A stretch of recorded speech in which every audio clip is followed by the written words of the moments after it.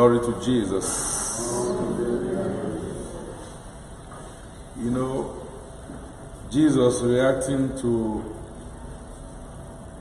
those who accused him of having an unclean spirit or coming from Beelzebub, said that a kingdom divided against itself can never stand. That is what we see today in the association or the grouping of the Pharisees and the Sadducees. They were Jews, but they were divided against themselves. So St. Paul today, when he was working for the Tribune, saw that as an opportunity to get out of the trouble that he had with them. So because he noticed that when he was brought before them, because the Tribune wanted to know exactly the reason why they accused him, he noticed that they were divided. You had Sadducees and the Pharisees. And of course, he took advantage of that and said he was a Pharisee and the son of Pharisees, and that he wasn't persecuted because of the fact of what he believed in the resurrection. Of course, Pharisees believed on those things, and the Sadducees do not even believe in resurrection, in the spirit, in angels. We are told by the readers today. So he got away with what he was doing, and thanks to God for the wisdom that he had.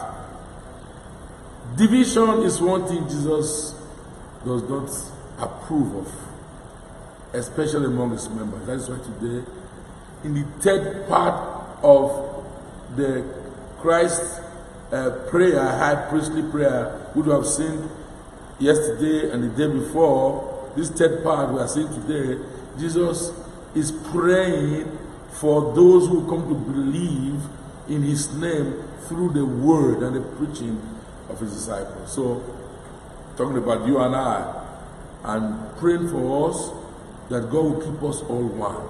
Talk about unity and in love. That is very, very essential and important in our relationship, in our union, in our association as Christians and those who believe in Christ. And he prays fervently that we be in him, and he as he is in God, that God and him will be in us. You know, that for me is a very important prayer. The Lord Jesus has prayed for us. That's why St. Paul says that we are dead and we are no longer, it's no longer us that live. We are living in Christ, with Christ in God. Colossians chapter 3 verse 3, we now live with Christ in God. And so we are greater than the world, again says St. John to us. In that is epistle, first epistle of John chapter 4 verse 4. I would like to take that.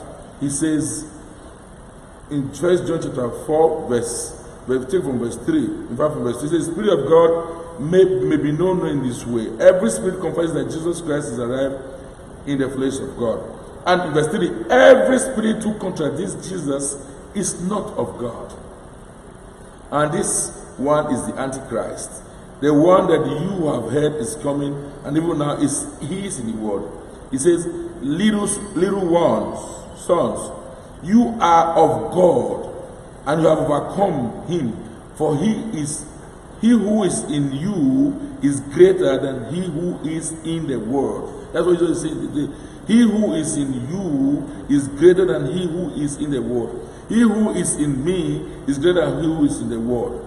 He says, they are of the world, therefore they speak about the world, and the world listens to them. But we are of God. Whoever knows God listens to us. Whoever is not of God does not listen to us. In this way we know the spirit of truth from the spirit of error. We are of God.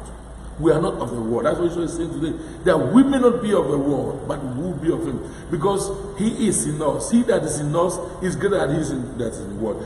That he prayed for it. That even as you, Father, are in me and I in you, that they also may be in us. So Jesus is in us.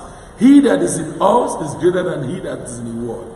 And he keeps saying this. And if we remain in Jesus and we are one undivided in Jesus, the world cannot hold out against us. That's what Jesus told us today. And again, the world will keep running, keep saying that we are from God. There's a clear evidence that we're from God when we are united and in prayer. When we believe in Jesus, trust in Him wholly, and follow everything He tells us. Of course, the devil works always to divide us. So the devil's job, therefore, knowing that we are one in God, is to work towards our division. So that's what he does to every one of us. He does not only in the house of God, even in our families. This is why we have to be very careful against division.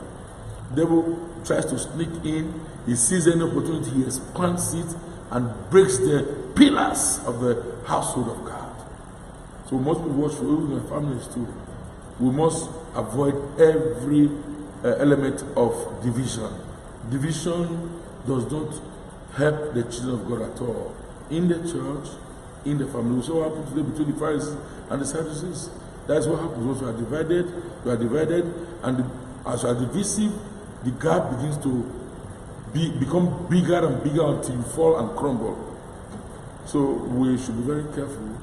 And I mentioned too that, especially now in these pandemic times, that we should be in our families united in prayer and not divided. Because a kingdom divided against itself can never ever stand. So if we want to be together in prayer and asking of safety from God, of healing from God, of growth from God, of every good thing from God, we must be united in prayer. As it says, you must be gathered in my name. And together it says, in my name, those who come together in my name, those who believe in my name, through the word in my name, together one. That's why you must be together in prayer. Unity is of vital importance. And that should be in love. Because it is through love that Jesus is united with the Father. And that is what He prays for us today. And that prayer of Jesus is strengthening us, and that can strengthen us. Let us all hold on to that prayer of Jesus and be strengthened by it and be united in prayer. In anything we ask from God, let us be united. Let us not be divided. Pursue every division from your household, from the church, from your organization, your groups, whatever it is that you are in. Because once you are divided, you can never stand.